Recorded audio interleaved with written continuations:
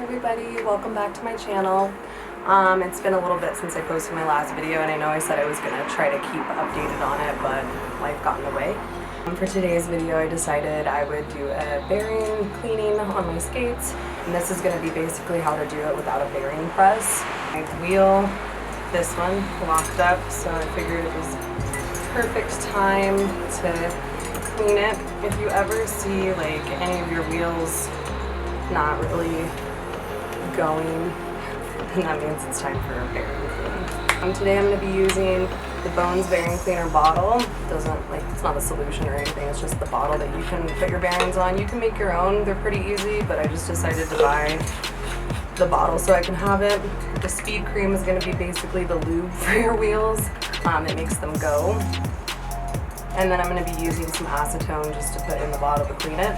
You're going to need either a craft tool or a Y3 or anything to kind of get the bolt off of your wheel. Yeah, and I'm going to be doing this today without using a bearing press. I feel like it's kind of just useful and helpful to know how to do it without a press because it's not something everybody has. But yeah, let's get to it. So I'm using my tool, and we just gotta, wrong way, lefty loosey. Usually just get it all the way up, and the craft tool is kind of nice because it holds on to this. So this is, I don't know if every skate has this because I don't think my beach bunnies did, but if they did, I didn't notice and I lost them. But there's a weird little thing that comes off the nut right here, or the bolt, and I keep those and put them back on because that's how they came, so I'm just trying to leave them like that. And then you pop that off, and usually that other one will be stuck on this side, but it's not, it's still going to be on there, so I usually just leave it on that. So in order to get the bearings off without a bearing press, I use the truck right here, and what you're going to do is you'll put it on at like an angle, boom. Okay, let's try to get this other one.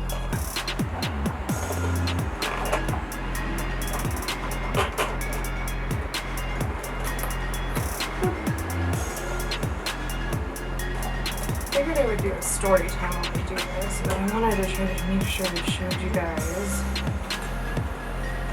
exactly how I get this all off. Bolts right there. Pop it out. Save it. That's that little ring. Save it. So the best way to explain it is you gotta like put the truck in there and like hook it almost. Like, push it at an angle so like grab it, and then it'll pull it out. These things will come out, they just go in between the bearing and like right here before you put that other bearing on. So it'll like go in. You hook it kind of and then pull it out like that. Okay, yeah, story time. I'll tell you guys one of my favorite stories of some crazy that happened to me, so story time. We clean my bearings. So on my 21st birthday, there was a festival going on in Austin, Texas. I think it was Austin, Texas. It was in Texas somewhere. Nobody else was down to go. It was kind of last minute, but some of my favorite artists were playing, and I was like, oh my gosh, I have to go. It's my 21st birthday. So I decided to drive my crazy ass down to Texas by myself. I didn't really have much of a plan. Like, my friend bought me a ticket, but I didn't really know them that well, and I was going to meet up with them down there. They had a campsite. I didn't have a hotel book, so I was like, okay, maybe I'll just stay at their campsite, or I'll just like catch some of the sets and go home after. So I drove out there by myself. I get out there, and nobody's really answering me of the people I was like communicating with. And I was like, oh, I don't have anywhere to go out here. Hopefully I didn't just come out here with like nowhere to stay or anything. And crying because it was my birthday and I was by myself, and I just like didn't know what was happening. So I finally show up to the show. I see some of my friends. We get in line. We're trying to get to the front, so we get there super early. And in the line, I get arrested. They said it was for parking in a spot that wasn't allowed to be parked in, even though they were the ones that guided me to park there. So I was like, okay. And I just went with them because I'm like not gonna fight cops on arresting me in Texas. I didn't really say anything because I'm so used to shit like this happening in my life that I was like, that would happen.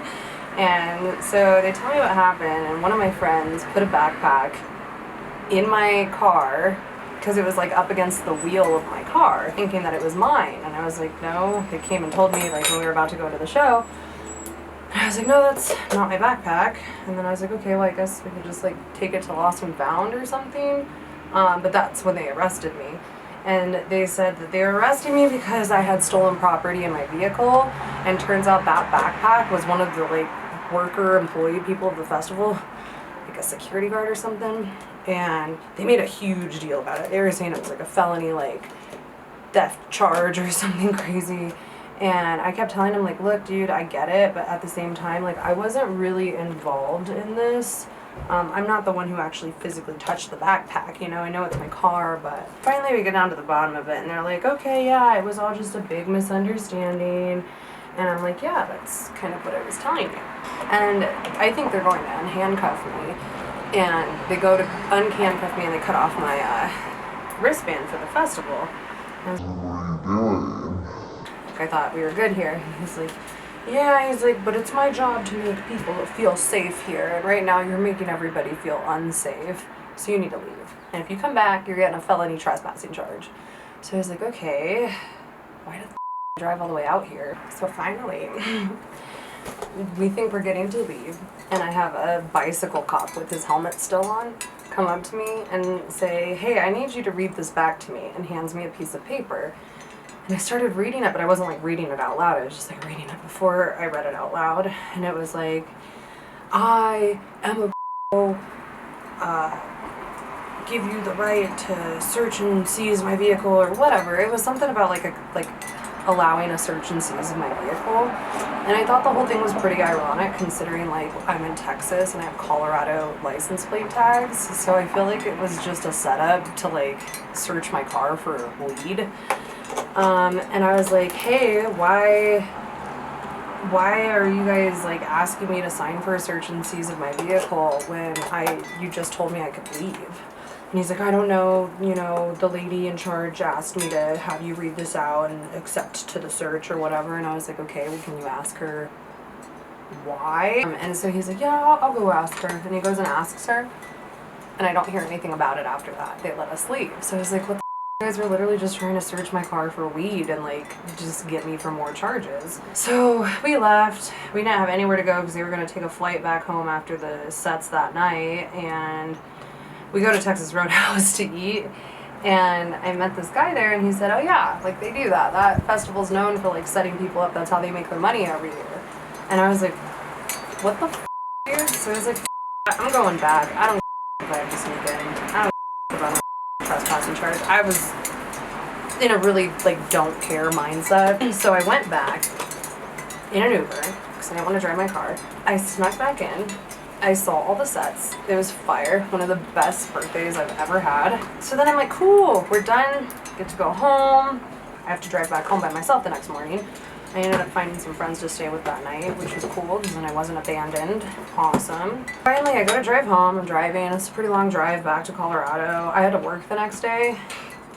Driving through the last little tiny scary, sketchy town. I totally forgot the name of it. I wish I remembered because I would have you guys Google it. It is so scary. Population like 50 people. And it was just one of those things you see straight out of a scary movie. Like, it was so scary. I'm driving through it and there's all this construction going on. And I'm like, oh my god, there's all these phones. Like, which way do I go? What am I doing? And then boom! I hit not a pothole, but like an actual construction hole in the road because my dumb ass didn't know what I was doing with all those cones, and it was like 3 in the morning.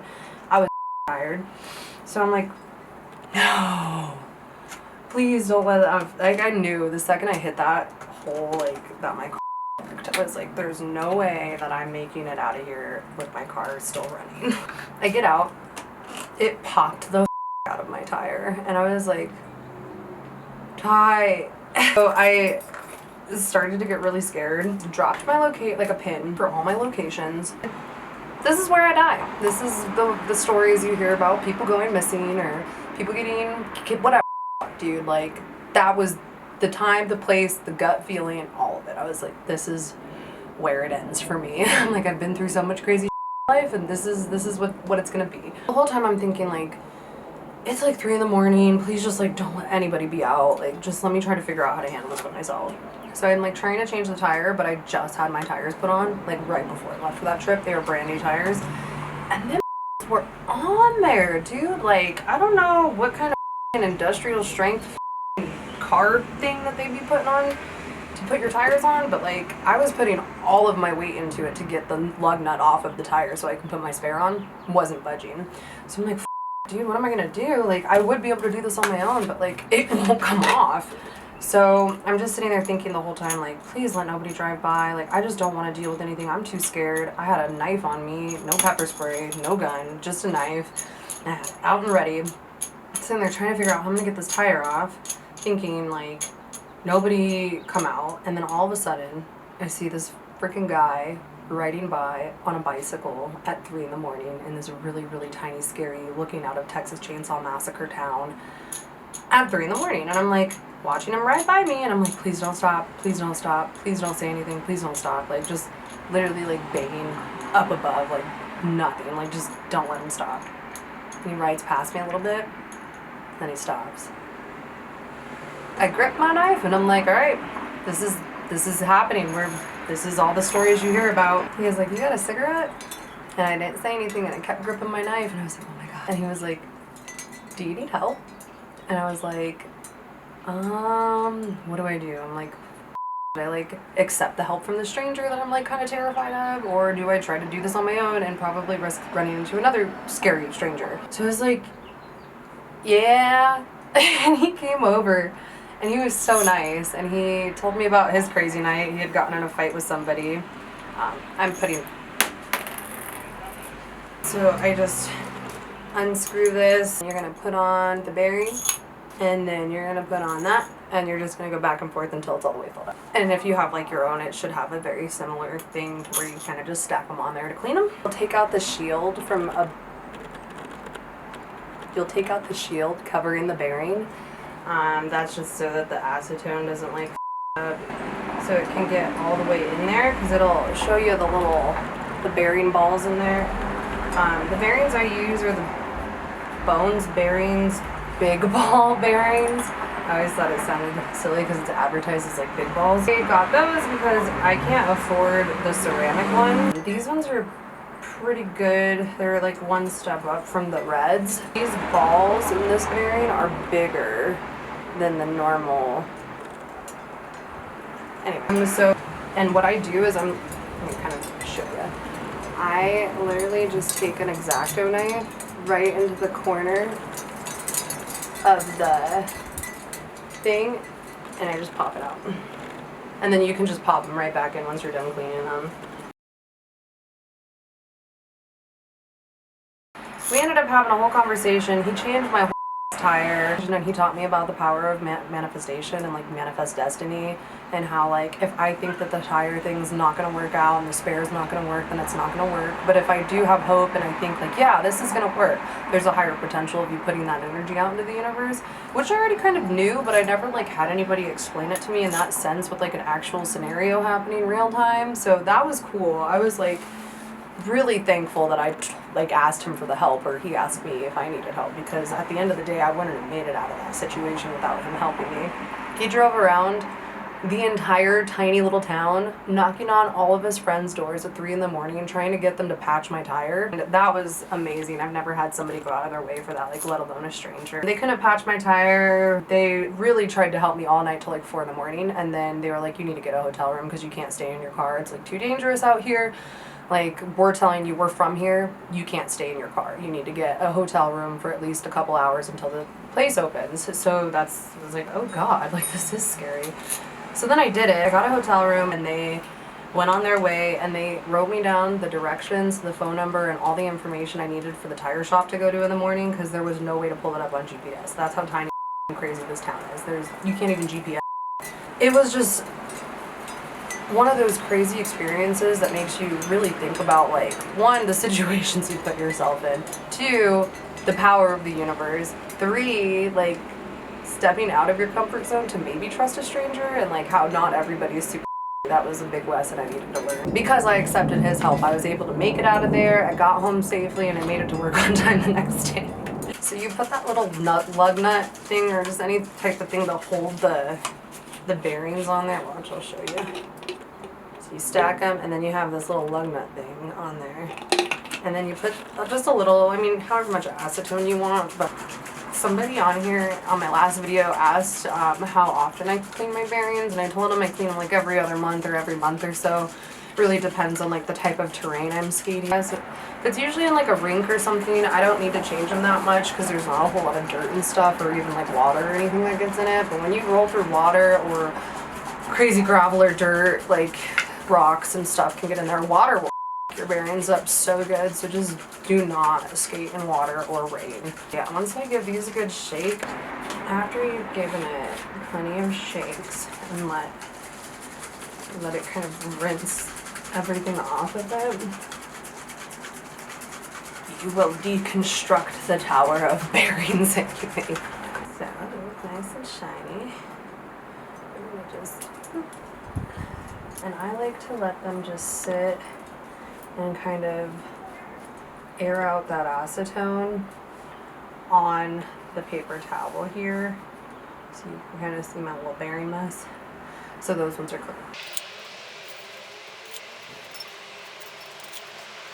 And I don't know if you guys can see the nasty juice that comes out of those bearings. So you'll be like, wow, those did need to be cleaned. You can literally see the dirt at the bottom of the bottle. If you care for your bearings and like wheels and just everything else more, like if you keep up on the cleaning and just maintaining them, they will last so much longer. Like if I were to not clean my bearings at all,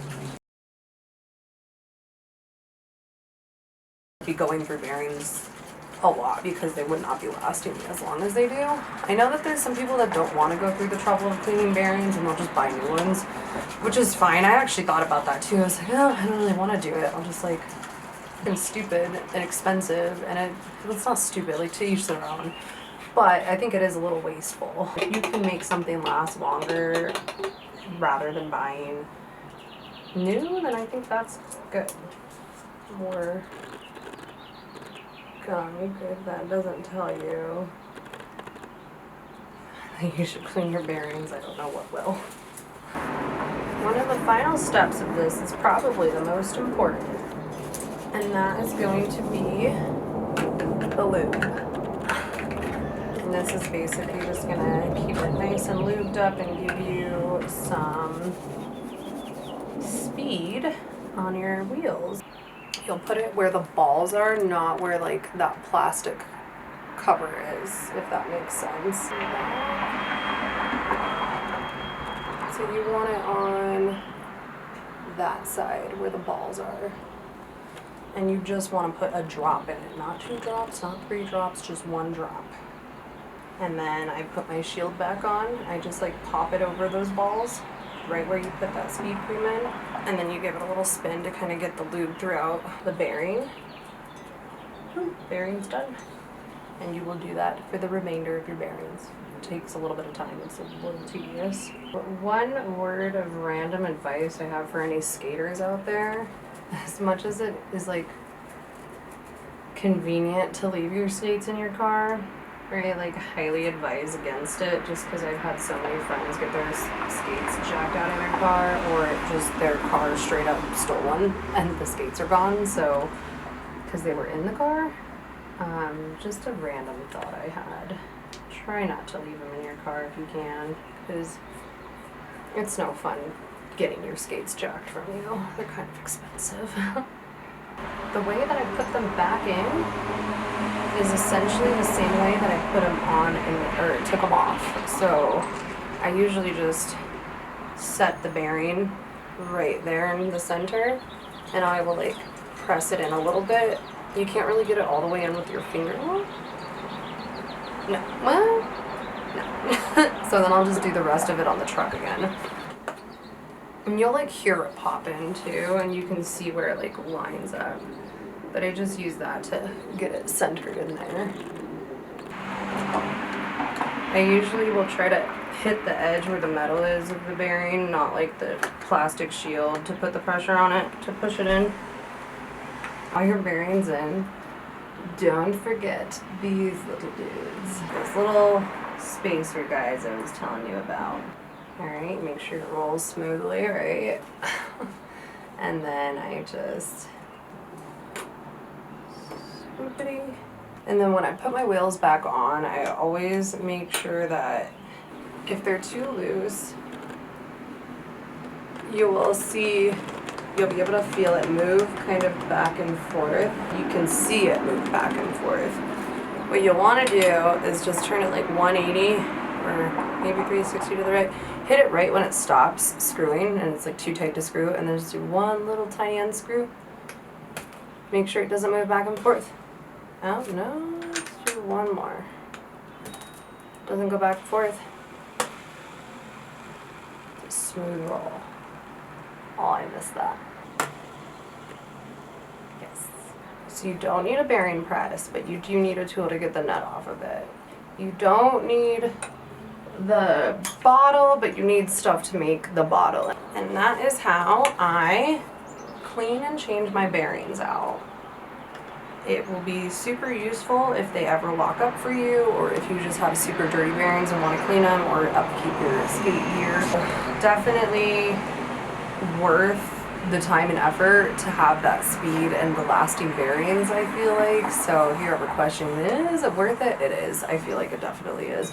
Because bearings can get expensive, especially for quads. It's not like you're buying a set of bearings for a skateboard or anything. You're literally having to buy 2 sets for each pair or each skate, you know? So it kind of gets expensive sometimes. It's kind of fun getting to learn how to, like, know your skate, and it's nice to know how to do the bearings, like put them in and take them off without a bearing press, because if you do ever get new ones and you want to just put them in on your own, or you ordered them online, it should be pretty easy for you to swap them out or put them in the wheel that you bought without having to use a bearing press. Although bearing presses do make it much easier to do that, and it might be worth looking into if you're doing it quite often, or if you have several pairs of skates or a group of friends that skate.